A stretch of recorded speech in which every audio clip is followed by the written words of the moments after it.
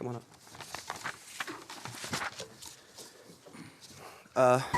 Thank you all for joining us. We appreciate the time taken to reflect on this really important issue.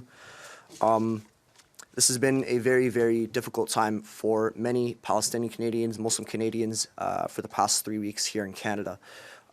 We have had to call our friends and families, many of our community members who have not only been devastated by the actions and what has taken place in Gaza, in Palestine, but the fact that many of our own community members have lost countless number of their own relatives. So without further ado, I'll get started. I'm joined by members of the Palestinian community and the Muslim community to discuss this as well. My name is Ahmad Al-Qadi. I work with the Justice for All Canada. We're a human rights nonprofit organization that primarily focuses on combating genocide. So right now, it's about 6:26 in Gaza right now in Palestine. For many of us here in Canada, this would normally be the time where we might be eating dinner with our friends, might be spending time with our families.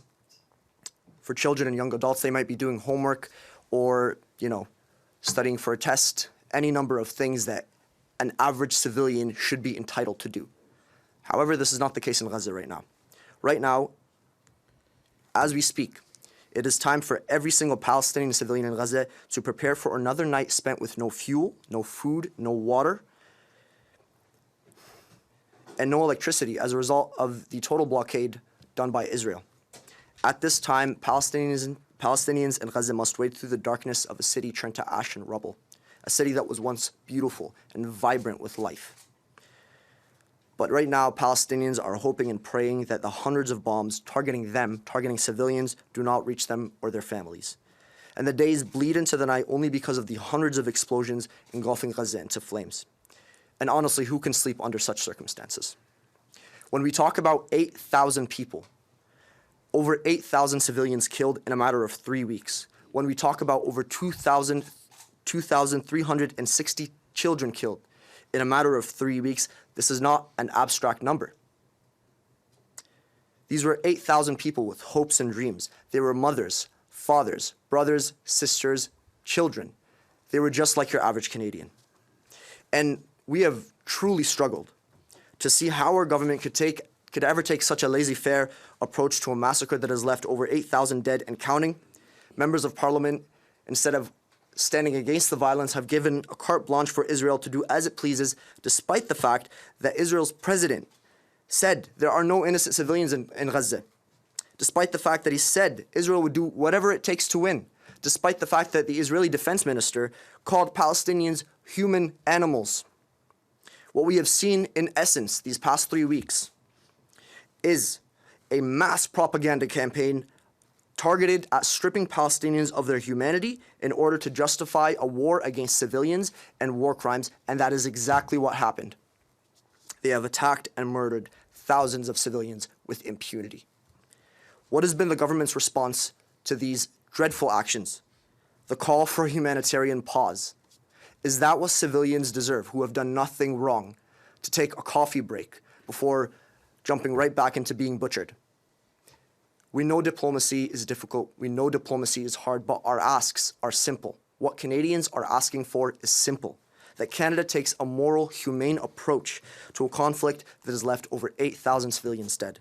So number one, Canada must call for a ceasefire, an immediate ceasefire, to halt the violence and protect civilian lives in Gaza, West Bank, and Israel. Every single civilian deserves to live a peaceful life, no matter where they are. Advocate for the establishment of a humanitarian corridor to ensure the safe delivery of essential aid, medical supplies, and support to the affected Gaza population. Number three, Canada must evaluate its decision to recognize the International Criminal Court's jurisdiction in investigating the Israeli government for war crimes. And lastly, Canada must review its supply arms and weapons to Israel, ensuring they are not used in ways that violate international law and contribute to the killing of innocent civilians. As an ally to Israel, Canada should be working with both sides to ensure that human rights violations and war crimes are not committed. Canada should do everything in its power to ensure that civilian casualties are minimized. Instead, truthfully, what we can observe is that civilians have been the primary target in Gaza. We know that our government can do better, and it must do better. We call on all our members of Parliament to action our listed items for the sake of preserving innocent life. And with that, I will leave it to our delegates and speakers. I'll now invite Habib Khoury of the Association of Palestinian Arab Canadians to speak. Thank you. Thank you. Today I'm here with mixed emotions. I prepared something to say, but at the same time, I always have been known in my community to speak from the heart, so I'm going to be jumping all over the place. You need to recognize that for the first time as a Palestinian, we're faced with not only having to defend our people in Gaza amidst the occupation and atrocities that have been committed daily, but also to defend our rights as Palestinian Canadians, a position that I do not envy us as a community to be going through. My own identity as a Canadian and what I offered this country and what my parents offered this country has been put into question. And that's what's tearing us apart. I will not disclose my real job right now as a health worker because I am afraid as a Palestinian, unfortunately, of the rising Palestinian racism here in Ottawa and across the country. It is an anti-Palestinian racism. That's what it should be called. I'm here as a Palestinian Canadian. I'm an active member of the Coalition of Palestinian Canadian Associations in Canada that encompasses 26 organizations. I'm also here on behalf of the Association of Palestinian Canadians, Arab Canadians in Ottawa, also known as APAC. I'm the founder and the race director of the charity Race of Ottawa Run for Palestine that supports children of Gaza who suffer from PTSD and have been suffering from PTSD. This is not the first round of aggression. It has been ongoing in Gaza, who's been under siege for 16 years, and at the greater occupation of 46 years to the rest of the occupied areas. I'm also a very active member of the Palestinian Canadian Christian community here in Ottawa. So with that privilege, I have many contacts, and I reach out to many people within my communities. I'm always sought after to offer help, counseling, encouragement, support, and be a voice to speak for the people who are and cannot speak. We have seen many incidents of the rise of this anti-Palestinian racism in Ottawa, thanks to our own Prime Minister and to many levels of governmental organizations who in their speeches called us as terrorist glorifying individuals who live here in Ottawa for going out on the streets to mourn our loved ones, to talk about the aggression, to criticize Israel for what it needs to be criticized for, its actions. Its actions towards people who are civilian, who are bare, who are fighting years of occupation, years of siege, who can put people into a 14-kilometer square feet, the size of Gatineau, into complete darkness and bomb them and shell them and not having or giving them the right to communicate with the rest of the world. I was just sitting with more than 10 families in Ottawa who lost anywhere between 3 to 50 members of their own family here in Ottawa alone. I'm in touch with many similar families, Canadian Palestinian families who've lost similar numbers across each and every single city here in Canada. Where is the letter of cares that the federal employees received from the clerk? Did they include Palestinians? No. We are creating a second-class citizenship here in Canada, and we will not and we should not allow this to happen.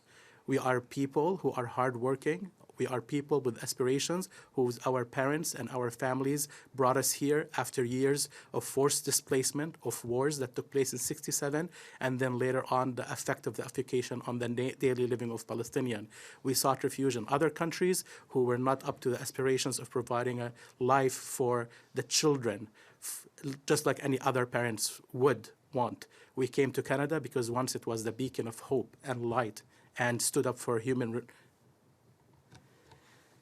rights and defending them. We did not come here to be sided. We did not here to be stepped upon. We did not come here to be dehumanized. We did not come here to experience what our people in Palestine under the occupation has been subjective to, which is collective punishment. What's happening here is racism, is discrimination, is collective punishment. And the world needs to wake up to this. Criticizing the occupation, criticizing Zionism is not the same as being an anti-Semitic. By the way, we as Palestinians are Semites, if you want to check our DNA. This sentiment of disappointment, alienation, dehumanization, and discrimination, we witness rising incidents of anti-Palestinian racism across the country, and we've seen that at the different levels of the governmental bodies here in Ottawa. Like a mayor, the mayor's job should be urban planning, should be fostering diversity, should be inclusive, should be spreading festivals, love, harmony, peace, not to light the city in blue, not to call us again terrorists glorifying individuals of the city. We have been living here, some of us, for more than 40 years. How would you feel? How would you feel if you're excluded that way? How would you feel when you send your kids to schools, public boards of schools, Catholic schools boards, and your kids are not allowed to wear their national identity with pride? This is my kufiya. This is my embroidery. And my flag, I carry with me everywhere. I'm as equally Palestinian as Canadian. And I suffered, just like my parents and my grandparents suffered, wiping their identity, collectively being punished, dehumanized. We will not allow this to happen. It's like you're asking an Irish to not wear his kilt. As you're asking like an Indian woman not to wear her sari. This is my national identity, and I'm here to celebrate it. I'm here to add and enrich to the Canadian community. We are all equal. What happened to the Prime Minister's word? We are Canadian is a Canadian is a Canadian, no matter what. I'm not a Canadian, second-class Canadian. And my kids are born here, and their kids will be born here. We might not have come here by choice, but we're staying here by choice. So what I want from you, if you get the message across, in addition to everything that has been mentioned so far, and that's our first demand, is to end the siege, end the occupation, provide humanitarian aid, ceasefire now, unconditionally, but we also would like the Prime Minister and other officials to offer those letters of support and help to their entire community to write and publicly speak about denouncing anti-Palestinian racism. There is no such we should not allow such act to be part of our society here in Canada. Thank you very much. Thank you, Habib. We'll now have Farah speak on behalf of the Palestinian community as well.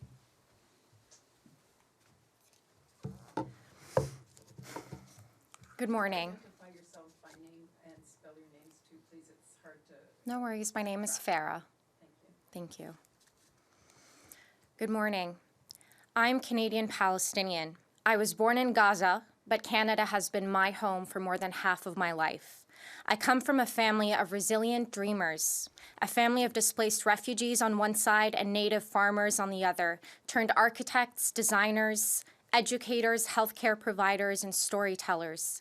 A family, like all families, that loves life and cherishes their land.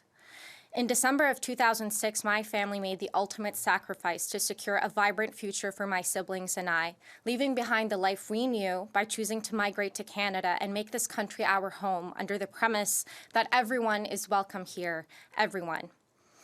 A few days since landing here, the borders along Gaza were sealed shut indefinitely as a precursor to what has now been a 16-year-long blockade.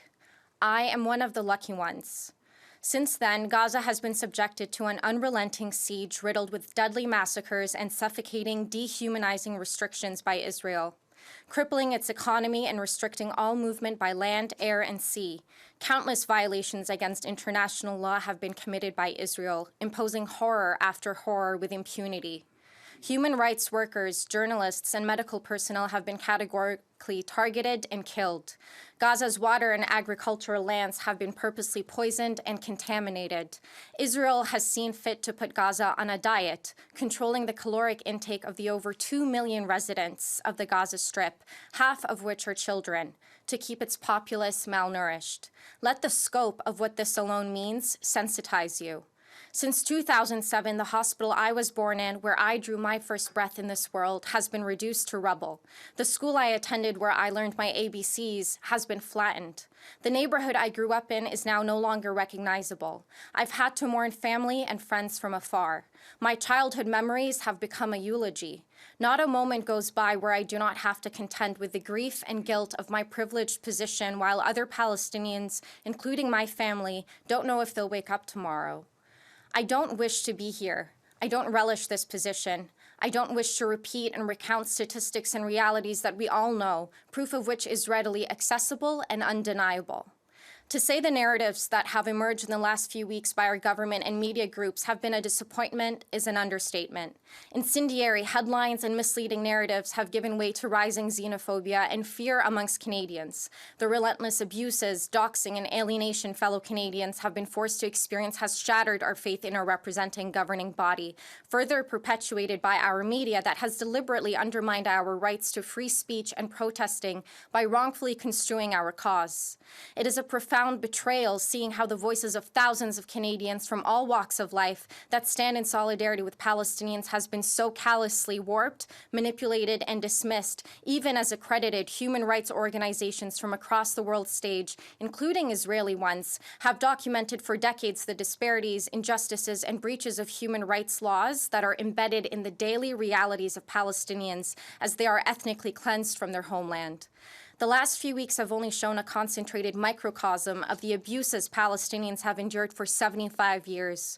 We have seen unrelenting devastation and loss of human life, and it is shameful that rather than championing the collective voice of the thousands of Canadians coming from all creeds, ethnic groups, and backgrounds, calling for an immediate ceasefire and access to humanitarian aid for the people of Gaza, we instead bear witness to Canada's complacency, which in turn has made it complicit in the actions of Israel as it kills, maims, imprisons, silences, harasses, and displaces countless civilians in the Gaza Strip and across occupied Palestine.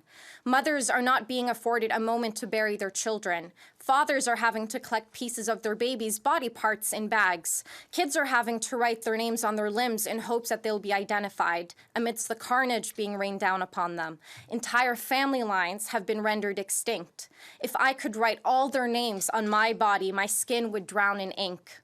Canada's bilateral relationship with Israel comes with the moral responsibility to hold its ally responsible for its desecration of international human rights and humanitarian law. This is not a matter of taking sides, but of addressing the fundamental rights and dignity of a people deserving of peace, liberation, prosperity, and most certainly worthy of life. We have an obligation to tell the truth, to distinguish between the occupier and the occupied, and protect the sanctity of human life. Otherwise, we incur a debt against our moral conscience. We cannot afford the price that the Palestinians never consented to pay. I am not alone in my sentiments. My outrage and demands belong to a diverse collective of fellow Canadians, and our voice is vast and enduring as we continue to speak for the people of Palestine. Calling for a ceasefire is the very bare minimum that Canada can do.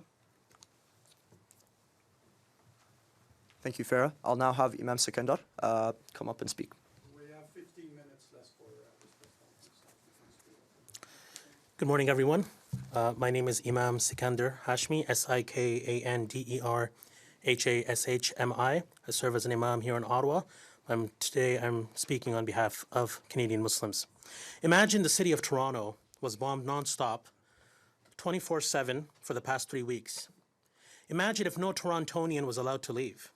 Imagine if all of Toronto's residents were forced into an area smaller than Scarborough with bombed out roads and collapsed buildings everywhere.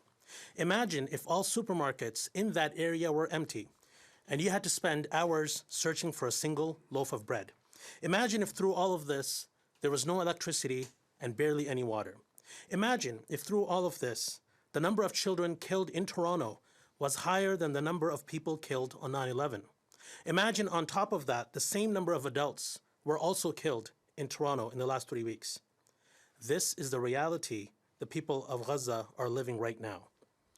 I'd like to ask the Prime Minister, Cabinet, and his fellow world leaders, with respect, when is your conscience going to wake up? When are you going to be unable to sleep at night? When are you going to call for an immediate ceasefire.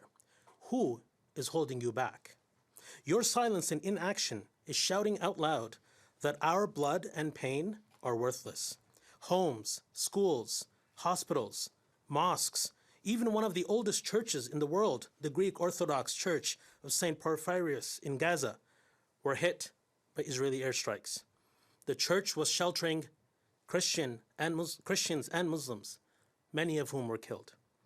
Every morning at my mosque, when I'm there to lead prayers, I see community members who have family members living through the horrors happening right now in Gaza. Every morning we pray, and when we're walking out, we ask how they're doing. A few days ago, I learned that Ali had lost 22 family members in Gaza. Uncles, aunts, everyone, children, women, grandparents, men. This morning, his children's school is wondering how to offer support to the family. These are not isolated incidents. Across Canada, there are families in grief, and their pain is linked to the abject failure of the international community. Sadly, Canada stands in shame today for allowing this travesty of justice to continue. We needed an immediate ceasefire 2 weeks ago to stop the death and destruction, and we need one even more today, right now. Vivian Silver was born in Winnipeg. She's 74 and an Israeli peace activist. She is believed to be one of the hostages currently in Gaza, along with possibly 200 others.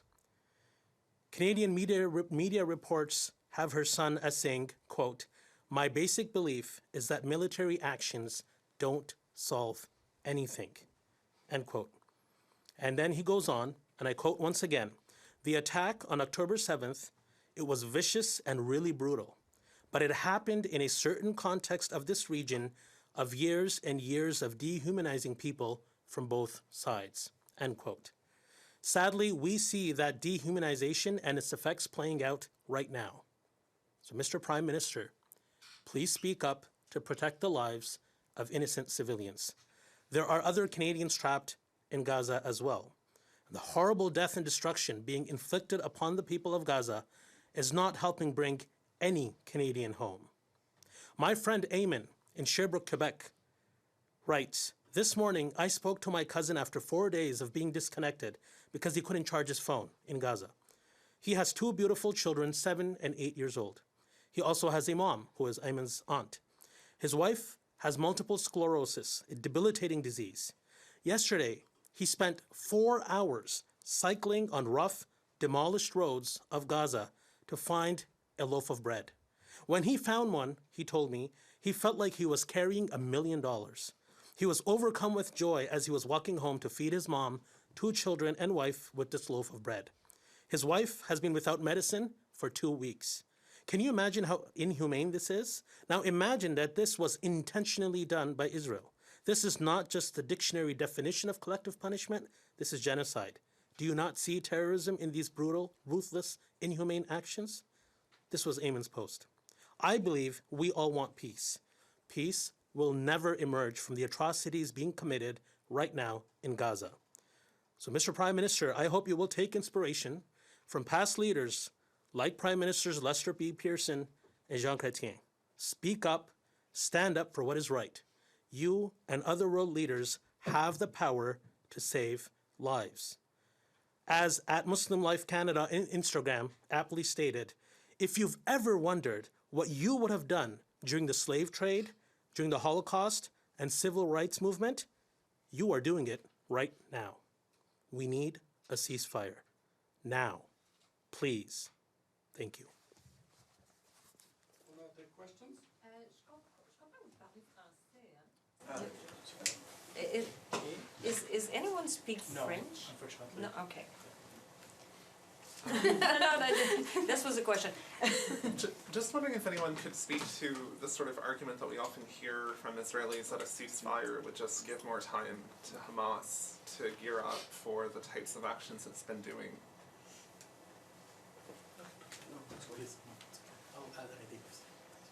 So I'll let everyone speak to this a little bit.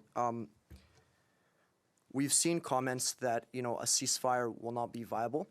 However, simply stated, the solution, if not a ceasefire, is not to continue bombarding a civilian population, is not to add another 8,000 civilian deaths over the next 2-3 weeks, making it 16,000.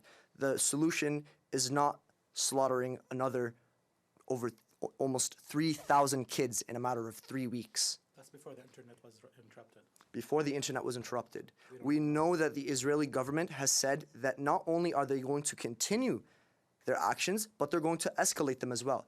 And we've seen the footage, we've seen the pictures. I don't know if they realize this, but if you're not going to call for a ceasefire, then what is the solution? I'll let Habib speak. Go ahead. I think what would help is imagery. Like if you need to imagine Gaza. Gaza is literally the size of Gatineau Park. Here's my French to you today. Gatineau Park is Gaza with 2.2 million inhabitants in Gatineau Park, 50% of which are children. So if you allow this to continue to happen, we're wiping Gatineau Park off the face of Quebec. That's what's happening right now. That does not give Israel the right to enter and bombard an area that's this size with that many inhabitants inside of it.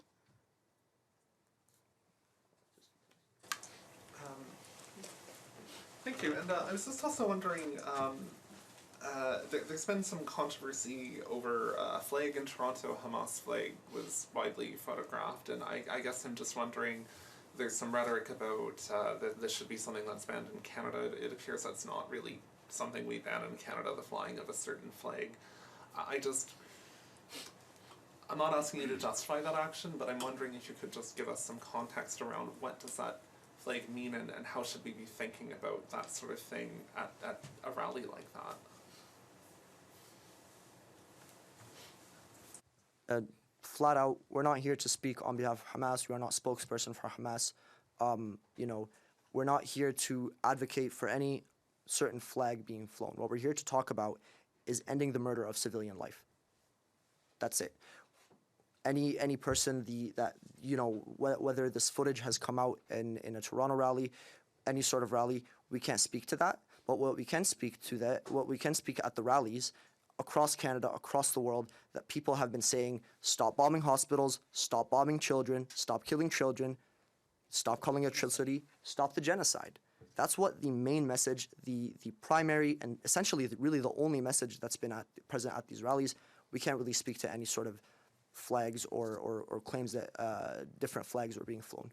I don't know if anyone else like to speak to this. I mean, you covered it exactly well. I mean, and you're very well aware of, when there are thousands and thousands and thousands of people across the country going out, we cannot control everybody's action. Our message that gets across to people and as organizers, if we are involved in organizing a rally, is that none of that should be there, because it does not, one, represent how we feel, but people are entitled to their own sentiments, to their own, but it's a large crowd. We cannot go and control every single person and what they do within the numbers that are present. Just one more thing that I wanted to mention, because I'm in a person, of course, all the imagery that my fellow commanders here talked about today. I was just sitting with some of the Palestinian Christians' family yesterday over a dinner just to lighten up their lives. They have been literally in anticipation by the phone or any communication of when our parents are going to die. Actually, their parents are wishing to be dead, to be relieved. Like one of my friend's dad, he would look around and say, why do I need to go out and live? This neighbor with 20 people from the family is dead. This, my childhood friend and all his entire family is dead. This neighbor is dead. I haven't taken a shower in 23 days. I haven't eaten. I haven't drank. I witnessed the deaths of 17 people into the third oldest church in the world. As a refugee, as a refuge, as a sanctuary, as a place where people go to seek shelter. Shelter has been bombed. What else can you ask for? What kind of life you want? If this is fair, if this is something that should not be defended, if there's no reason for a ceasefire, then think about this. And think, how would your family and what would you want for your family to experience and live? You said earlier, like, humanitarian pauses will be like a coffee break. You don't think it's a good start for Canada, for Minister Joly to ask for this kind of truce? No, absolutely. To be clear, we're grateful for, any sort of humanitarian pause. However, let's be frank here, a humanitarian pause will only allow for aid to come in and then shortly after resume the bombardment. Let's be practical. Is this a realistic expectation of what they should have? Not to mention the fact that the aid promised to Gaza is not even sufficient. It's not sufficient to recover all the damage that has been done. You have neighborhoods decimated, hospitals decimated. The city is literally on the brink of collapse, if it already did not collapse. So we're grateful for the call to a humanitarian pause. However, we need to see more. We can't have, a 24-hour pause and then, everyone gets back to being butchered. I have a question about if Canada does call for a ceasefire, if a ceasefire is able to be negotiated through other parties. I mean, what happens after that? I mean, what kind of path forward do you see for Gaza and Israel once a ceasefire is even reached? So once a ceasefire is reached, I think that's a bridge that governments need to cross. Canada with its allies, Israel and so on and so forth, should cross. But let's just get to a ceasefire first. Let's establish the fact that murdering civilians with impunity is wrong. Let's establish that fact, and we haven't really seen much action from the government to condemn it. And instead, they're giving unequivocal support to the Israeli government to do as it pleases. Similarly, in terms of future actions, Canada needs to, as we said in our calls, Canada needs to reevaluate its decision in acknowledging, recognizing the ICC's jurisdiction, investigating the Israeli government for war crimes. There is a plethora of actions that can be taken that can secure peace in the future. But as of right now, we're talking about step 5 and 6 when we can't even get past step 1, which is calling for the end to the violence against innocent civilians.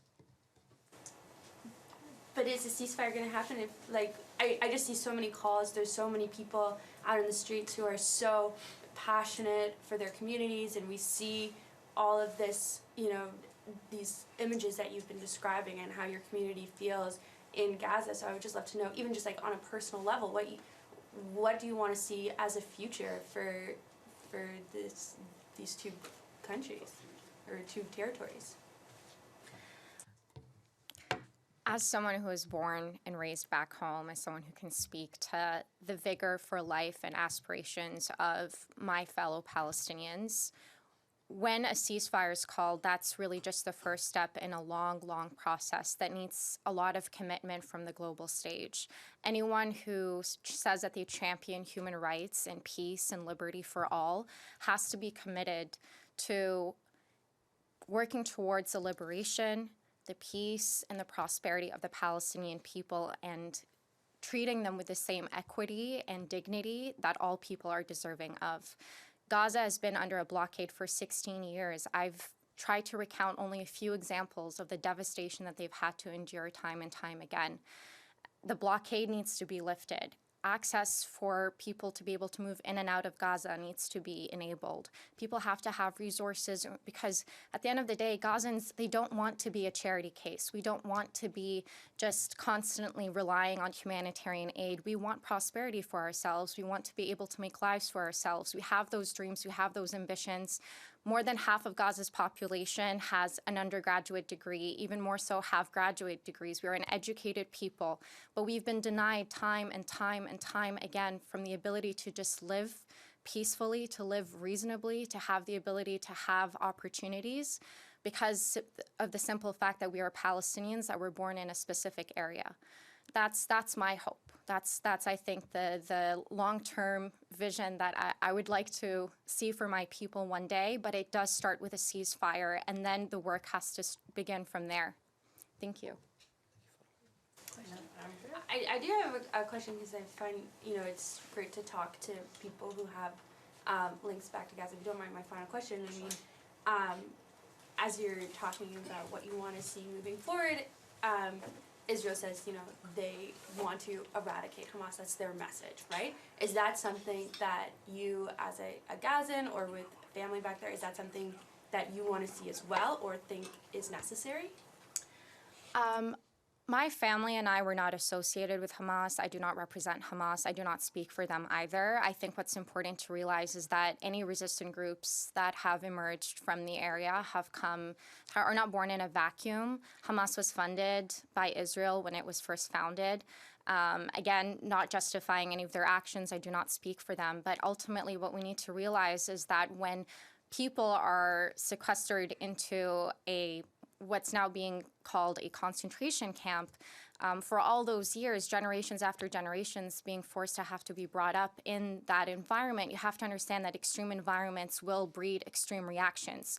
So the solution to dismantling any sort of resistance groups or whatnot starts with working towards peace and liberty for our people so that they don't have to find it necessary to go to these extreme lengths to be heard or to attempt to, enable their own liberation. That's what has to be focused on, right? These things are not born just in a vacuum, and I have to keep emphasizing that. And my intention was not in that question to I understand. associate you with any I way appreciate that. at all. Thank so. you. You good? Yeah. This is coming to Paul. We need your name. My name is Habib. His first name Habib. HB. Sorry, H. HABIB. B. And last name is Khoury. KH. KHOURY. OURY. And if you want to know what it means, it's beloved priest. Literally. This concludes this press conference. Thank you Thank you. very much. Perfect. Merci beaucoup. Thank you. Thank you. Yeah, my intention, I hope that wasn't taken in. No. Really